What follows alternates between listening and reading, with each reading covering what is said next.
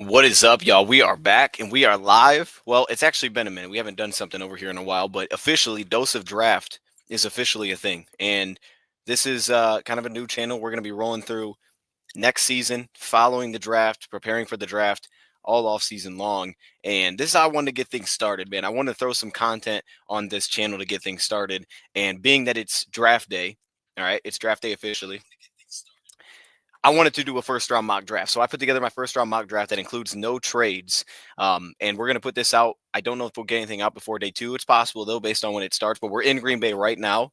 We're going to be there tonight for the draft. So with an opportunity to jump on here and just kind of put together my first round mock, my predictive mock draft for how the first round is going to go, which is going to be wrong. It's going to be wrong because it's such a crazy draft this year. No one seems to have any conviction on anything beyond maybe the second pick in the draft. And even that, we were hearing buzz. I mean, this morning, the one trade, buzz that was thrown out there was potentially Denver. It was Denver fielding calls to potentially move back, because teams would want to get ahead of Pittsburgh to potentially take a quarterback. That's all we've heard. That's been it from trades perspective to this point. So maybe we do get some of that stuff, but it's just such a weird draft. May not have a ton of movement tonight, and I thought that made sense to do a no trade mock draft. But I do assume there will be at least a couple today. But if this is the one draft where we don't get any trades, I guess it would make some sense. So I won't be here too long, but let's get right into this. This is my predictive mock. I've already put it together, and we're going to roll through it. So let's jump right in and we will talk through this thing. So we'll jump right in right here from the top, and we're going to have Cam Ward going number one. I don't think anybody's surprised by this being the first pick. I think that's kind of the expectation at this point. Maybe there was a time where we thought they could potentially try to move out of this spot, but they recently just signed Tyler Lockett this morning. My assumption is that they're going to go the quarterback position. They've kind of locked it in. There was even rumors of like, hey, we made our decision who we're going with at one. So I'm pretty sure this is maybe the only pick that we could feel 100% confident about, and it's going to be Cam Ward going the first pick. So I think I'm going to get one pick right this year. We'll see if we do more than that. But moving to number two, Travis Hunter at two. Again, with no trades, I just think Travis Hunter is going to be the pick. If there was movement, that would be the only thing that I think would shake this up. Is interesting. I could see teams leaning Abdul Carter. He's such a fantastic pass rusher, and he can win so many ways already. But the skill sets, the critical factors that he brings, the way that he wins, that all feels like it's going to translate to the NFL. So I could see going that direction. But I think for also where this team is at as a team, Travis Hunter, I think by many is going to be viewed as the best player in this draft. And for where Cleveland is at, they could use weapons. They could use help in the back end. But I would think for most teams, it would make more sense to say, hey, we're going to use him at corner full time. Offensively, we can control the packages. We'll have packages for him offensively. But for Cleveland, who said receiver over cornerback, tells me that they're probably pretty enamored by the potential of getting him and understanding that we can get him the football. And they've needed guys that they can get the football. We know they need a quarterback as well. They got Kenny Pickett. Weirdly enough, I'm kind of excited to see what Kenny Pickett's going to do with that team. I don't think it's going to be horrible with Kenny Pickett there. I mean, we'll see how it plays out, but I think that he could have a pretty solid like bounce back season. They also got Flacco as well. So get the best weapon for them. And I think that's what they're going to do. They don't want to pass up a piece like this. And even as bad as it's been, it feels like they're pretty secure in the fact that it's like, hey, we like our head coach and GM. All right. So let's just go get the best player here. That moves us on to Abdul Carter at three to the Giants. Again, this is one where it's like, okay, you can make the case not to do it. Kayvon Thibodeau, what they already have at the edge position, there's been questions. Maybe they'll try to move him. I think ultimately here, again, if you're not moving, you just stand and take who you think is the best player. And at this point, these three feel like the locks there. So even though maybe there's some, oh man, we're getting a lot of front pass rush pieces, why not? Like, especially if there's a position where it's like, well, you can't have too many good players. It's this spot. And it does open up flexibility for them, but they're just going to be really good on the front. They've invested there. They're going to be really good on the front. And again, kind of just taking their best players. So I think the first three are kind of chalk. We kind of expect somewhat of this to happen. After this, I think it's all over the place. We're going to go Will Campbell next, LSU. I think that they have to go offensive line. This offensive line's been a mess. I've liked some of their picks, but they've been more mid to late round picks where they're guys that you like. And all right, I could see some. Maybe he could become a starter, but that's what they seem to be full of on the offensive line. That's not going to make this thing work. So you go Mike Vrabel, he's coming in. You got to get this thing right. And they didn't really do much on the offensive side of the ball when it comes to free agency. I'm not saying that's a bad plan. They spent their money on defense. Now you got to go to the trenches. You can't have the offensive line that had with Drake May. It's just not going to work. It's not going to be consistent. While there'll be questions about Will Campbell, understandably so. Maybe there's not that one tackle that separates himself. I think Campbell does in most people's eyes because athletically he's outstanding. He moves so well. He can drop his weight. He can drop his pads. Great movement in the run game. It's just he plays more upright. That's his thing, and he's not the longest in the arm. So there'll be questions there. People say guard. They're going to try him at tackle because they just need an offensive lineman. So we'll go Will Campbell. Ashton Jeanty at 5 to Jacksonville. This is fascinating because just 2 seasons ago we had 1,000 yards for Travis Etienne, and I do like Tank Bigsby, who they have as well. So it also would come back to, where's the timeline with these running backs as well. This is one where I do feel like everybody's kind of in different spots. Like for a long time it was Mason Graham here. I think that makes sense. I think on the interior, while they have nice pieces, they don't have a dominant piece on the inside. We know we like some of their edge pieces. They're young. They're kind of taking that step. Hines Allen, you put him opposite of Walker, and it's like, all right, we got something here. On the inside, you got a lot of young developmental pieces. It feels like, and they have pieces in there like that you're okay with, but they don't have a dog on the interior. And I could see them wanting to go get a dog. So I would understand Mason Graham. I'm just going to go Ashton Genty. I think Jacksonville's free agency, while it hasn't been exciting, maybe as exciting as others, I've liked the moves they made. They haven't been overwhelming. I think they've been patient with the process. They're going to want to build through the draft. And it feels like a pick that's super interesting with Liam Cohen now as the head coach to go to the running back position. But I also think, again, it kind of just comes back to they're going to look at this as this is the best player available. We're just going to take the best player and we'll just plug him into this offense. And we may not be spending the big money or going to flashy moves. Instead, we're just going to go with a guy that we like. We're just going to go with a guy that we like. We're going to plug him in the backfield and we're just going to roll that forward. So for me, that's going to be Ashton Genty. They can kind of build around that piece going forward. They'll have the run game intact. The offense fine. I don't love it, but I don't know there's a piece that they would take a swing on here. Maybe there is. I just don't know that there is. So that moves us to Sticks, and I'm going to go Tech McMillan here. He's been all over the place for people. The more I looked at this one and really looking at their receiving core, we know that they invested in their quarterback. They could look to draft one. Genty's now off the board, so they can't go that direction. Offensive line, I think, is interesting, though. I don't hate their tackle position, especially left tackle with Miller. Like, I don't hate what they have. Their offensive line, I felt, has always been in a pretty solid spot. They just have a lot of young guys they've invested in there. Now Powers Johnson going to kick into center, so they could continue to go the youth direction there. I think overall, though, giving them a really nice weapon and a team that has been just kind of all of their weapons are gone on the outside. And I think Pete Carroll wants to win like very soon. And I think this gives you a chance to at least kind of get to that. It also is, hey, if you're going to invest in Geno, let's give him the pieces to make this work or give it a chance to work. And I don't doubt that he likes Geno. I like Geno Smith, right? Sometimes you're like, who is this guy playing quarterback? Other times you love watching him play, and man, he can throw a really pretty football. He moves well. So giving them Ted McMillan kind of just gives them some firepower that they just don't really have on the outside anymore. So, they have Jamal Agnew now, so there's that, but this gives them something different. Armand Membu to the Jets. This one I'm actually pretty confident in. If he was there, they'll take him. Membu could have went earlier. He could have went to either of the previous two teams. Wouldn't surprise me. But for me, I think for the Jets, if he's sitting there, you just take him, right? Aaron Glenn's coming from the Lions. Their first draft pick was Penei Sewell. They needed one tackle to finish the rotation. Even at that time, it wasn't viewed as maybe the biggest need, and they did it. And it was like, all right, our offensive line's great. I think that's what the Jets are going to do. Right? We're just make our offensive line great right now. Everything else we can kind of fix later, right? If we want to address those things later, because they do have pieces. It's not like this team doesn't have any weapons anywhere, and it's not like on the defense side of the ball they don't have talent. I mean, Jahdae Barron's interesting. I like the fit, but it's like they do have a good slot, and they do have some corners they've invested in. They brought in a long corner out of Baltimore this offseason, who I like as a really lengthy press corner. So I don't think they have to go that direction, right? Fortify the offensive line. You have a chance to do it in the top 10, right? Teams always say, well, I don't know if we'll be able to get the quarterback here again. Well, I don't know if you're going to get a great tackle again. If you feel like Membu's that, take him. Let's keep it moving. Mason Graham at 8. You look at Carolina. And to me, this is, again, just kind of taking best player available.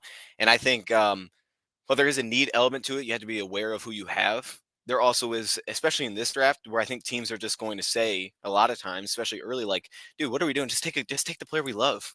And Mason Graham, like, it's easy to love Mason Graham. He's going to add consistency to a defense that was horrible. To be honest with you, I mean, they have some young pieces. J.C. Horn got his extension. I'm looking at that interior defense line. I don't like a lot of pieces there. Mason Graham kind of adds to that.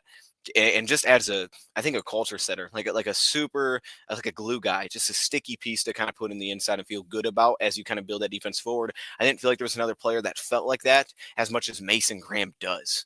Then we go to Mykel Williams. This is the most interesting one because to me, I think Mykel Williams is worthy of a top 10 pick. I think it's fair. In this draft, I think it's fair to take him. Most drafts probably not, but he's a first round player for me. And we just know the body type they go after. Shamar Stewart's interesting. I have Mykel Williams as my number 2 edge, but that's not including Jalen Walker, who would be number 2. He's actually would be number 3 then at that point. But for their size, the length that they look for, they've had some misses. I think Mykel Williams, weirdly enough, is safer than some of the other swings that they've taken there. And they just need front 7 help, like in the worst way. They need to get younger. They need more pass rush. They need any kind of juice, and they want to still be able to stop the run, right? They have a way that they play. So maybe new coach, they lean offense because of that. And there's questions at quarterback. People are kind of plugging a quarterback here. And while I think that's definitely on the table, if Kellen Moore wants him, they're going to get him.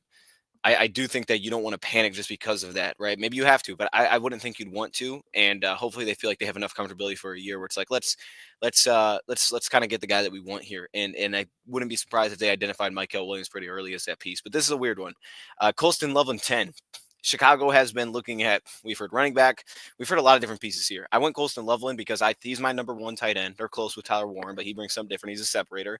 And I think about Cole Kmet and what they've gotten out of that. I think about some of the receivers, Roma Dunze, some of the bigger receivers that they have. And I just look at Colston Loveland as a separator. I look at him as a matchup piece. Having Ben Johnson with the Lions, we knew what Laporta could add to that offense and how it was a matchup problem. And so much of what Ben did in the passing game was just how do we get a piece open? How do we get this guy on that guy, right? That's what he's so good at. Colston Loveland gives him that immediately. Like, okay, we just get this guy anywhere and we can put him anywhere. And the idea of 12 personnel makes a lot of sense. Lions every year, their rates went up in 12 personnel. Every year, I believe they went up. And at one point, they were one of the higher teams in that. They loved using two tight ends. So having Cole Kmet actually allows me to feel comfortable about taking a guy like Loveland, who you just love as a guy that's going to separate, and he would take over. And similar to Sam Laporta at Iowa, he was the offense. So to me, it makes sense. Shamar Stewart at 11 at Texas A&M, or not Texas A&M, to San Francisco.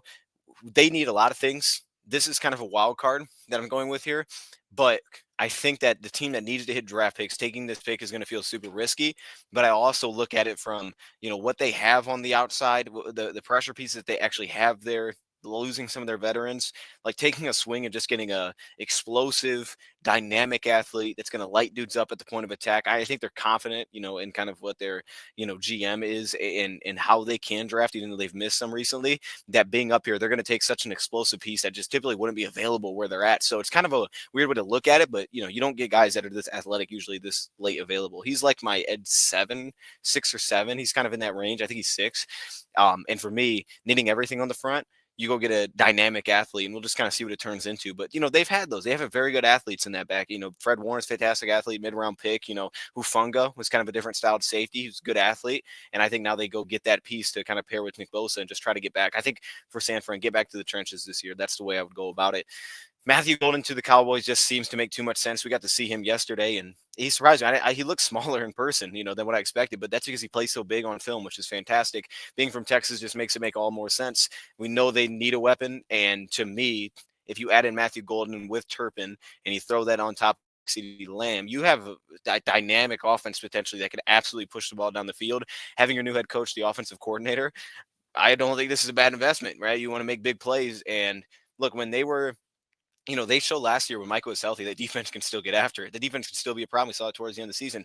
Offensive line, I don't know they're going to go that direction, but when they're great, their offensive line's great. But they're also explosive, and they've lost a lot of that explosiveness. They've always kind of had another piece. It was Mari Cooper, then it was Cooks, and now it's going to be Matthew Golden. And they kind of try to find their long-term answer here. Pair those two together. Get dynamic. All right, Dallas is dynamic. This is the way to do that, unless they want to try to go get Travis Hunter, which I don't think will be happening. But Walter Nolan at Miami, I just think it makes sense. You have Zach Sealer. There are no tackles. Benito Jones, former line. I like Benito Jones. This kind of gives you just a very aggressive, somewhat undersized defensive front. If you think about Chop Robinson, right? You have Jalen Phillips. Like these are just get after it, right? Get upfield. They're attacking.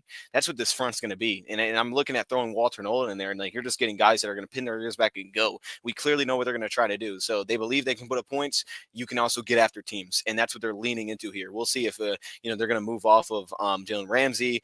That could happen. It sounds like that may happen. Safety position, they could looking invest in that. I like some of their young guys. Ashton, I'm not as high on Ashton Davis personally, but for the most part, like I'm looking at adding Walter Nolan and just kind of fortifying that front and just saying we're just going to get after teams. At worst, we're going to be like the Giants. We're going to get after teams. Tyler Warren, 14. This just kind of falls in Indy's lap. I mean, a great tight end, I think, would be the best medicine for Anthony Richardson. I feel like they've tried that. They've gotten the big weapon. And even though there's some question about separation for Warren, what he does at an incredibly high level. You get the ball in his hands, he's a problem. He's a bully at the catch point. He makes contested grabs all the time. He does everything. I think about kind of a RPO, read option offense. And I think about Tyler Warren in that too. You could just hand him the football if you wanted to. Like to me, that's a physical tight end that is just a monster to bring down. It would be a beautiful pairing in Indianapolis. And there's one way to help Anthony Richardson, which I think at this point you could like look at and be like, yo, we're kind of on our last like swing here. What are we going to do? Tyler Warren should be a pretty helpful option. And that's more schematically, not because he's going to get open all the time, but because schematically speaking, you can use him to the best benefit of Anthony Richardson. Jalen Walker at 15, I think this is a slip. Jalen Walker to me is fantastic. They could use front seven help. We know they've needed rushers for years, but they also could use some linebacker juice, I think, as well. With guys like Caden Ellis, who I like. They got some they got some young linebacker pieces, but they could use that. So I'm just gonna go that direction. What's up, TD? Did you just finish your show? Oh, did you do a show yet? So I'm on the draft show. I'm on my draft show that I just started, and I'm doing a record. Well, not recorded, but I'm doing my first round mock. Just putting my first episode on the channel, man. You know what I mean? First episode, dog. First content. Just the first content. It's gonna be a yeah, man. Because like I started the channel like a week ago, so I was like, let me dose of draft. That's the new one. So I'm like, let me get something in there. You know what I mean? So I was gonna knock this out and then go to the main channel, but so I did knock it out. Hold up. You know what I mean? I did knock this out. And then I'm gonna jump over. Yeah, man, dose of draft it. Tell the people. You know what I mean? Let people know. Sounds good, bro. Sounds good. Shout out to TD. All right, so yeah, Jalen Walker to me, like you get a rusher, bro. Get someone that get a front and seven piece. They've needed that for a long time, and to me, this is just it just makes too much sense at this spot. So yeah, Jalen Walker going here. I think he could go higher. I think he's a very reasonable top 10 pick. I think this would be a slam dunk for Atlanta. Will Johnson at 16. I love the fit. Stylistically, they're very small at corner, I think, in a lot of ways. They get a big, long corner that's super anticipation heavy. I love this pick because to me, he's going to jump routes. He's going to take the football away. I like the defensive front pieces. They're young. Darius Robinson, let's get to see more out of that. And as you're kind of working that group together, I think adding just a guy that you're going to look at in the back and be like, that's our guy. Like we got pieces here we like, right? We went in free agency, we got an edge. Let's go get our guy in the back end, to kind of pair with a lot of these younger, smaller cornerbacks, right? That all are very smart players. Let's go get that dude there. Like, don't throw it to him. He's going to take the ball away. I feel like he's going to emerge as the leader. He's going to give you something different. And it's a great fit. Mike Green at Cincinnati here. This is, there's the character things, but outside of that, he's an outstanding rusher. So I actually take back what I said. I had Michael Williams at 3. I had Mike Green at 2. And then I had, obviously, Abdul Carter at 1. Jalen Walker would have been 2nd. But Mike Green is outstanding. I mean, he's a little undersized, but he still plays the run at a fine level. He played well against high-level competition. Shows a variety of ways to win. He wins with angles as a rusher. Cincinnati needs to get after it too. They need someone that's not Trey Hendrickson. I don't even know what's going to happen with Trey Hendrickson, but they need someone that's not Trey Hendrickson, as well. Joseph Osai was brought back. He gives you the size, and now you get Mike Green. He's just going to get after it, right? And it feels like a draft that could be all defense, so it just makes sense. Calvin Banks to Seattle. Interior, exterior flexibility. The offensive line has always been kind of in flux, it feels like, though they've invested in their tools. To me, that's kind of what you're doing here is you're like, hey, potentially guard, potentially tackle. We'll see. There could be questions marks there. Jihad Campbell or Jihad Campbell. I always say Jihad. I don't know how you say his name. From Alabama to Tampa Bay. Just makes so much sense. There's so much flexibility. You can put him on the line. I like him at off ball. I like him in coverage. He's kind of the long-term Levante David replacement, but you think about the age there. You think about the injury that popped up, and you're like, all right, when's he going to be ready? Well, when he is ready, he fits. So that's why Campbell's the pick. At 20, we're going to go Omarion Hampton to Denver. They could look to move. It wouldn't surprise me. They're trying to move out. So maybe that's why they're like, hey, we're cool with not taking it back here. But if they're stuck there, they just need a dude. And it feels like it's just lining up for them to go running back at some point pretty early. So that's why I ended up going Hampton. But also on top of that, like at the outside of the running back position, like they could use tight end. They're both gone at this spot. They could take Mason Taylor. I wouldn't take him this high. I think adding Hampton would be great for this offense and give them a weapon out of the backfield potentially. So they could look to go elsewhere. I think Henderson could be on their mind, but I'm going to go Hampton here. Shedeur gets to Pittsburgh. This is one of those things where I don't think there's a chance that he would pass Pittsburgh. Like, I think if he's there, they're going to take him. But I do think it could be one of those drafts where, like, everybody's like, oh, where are all these guys going to go? And also when we sit back, we were just like, you know what? I mean, we probably overthought the quarterback situation. These dudes weren't going to go that high. What are we talking about, man? Like, we were overthinking this. He's going to drop, fall in the lap. It reminds me of when Mac Jones kind of fell to New England. He's going to fall in the lap of Pittsburgh, and we'll see what it turns into.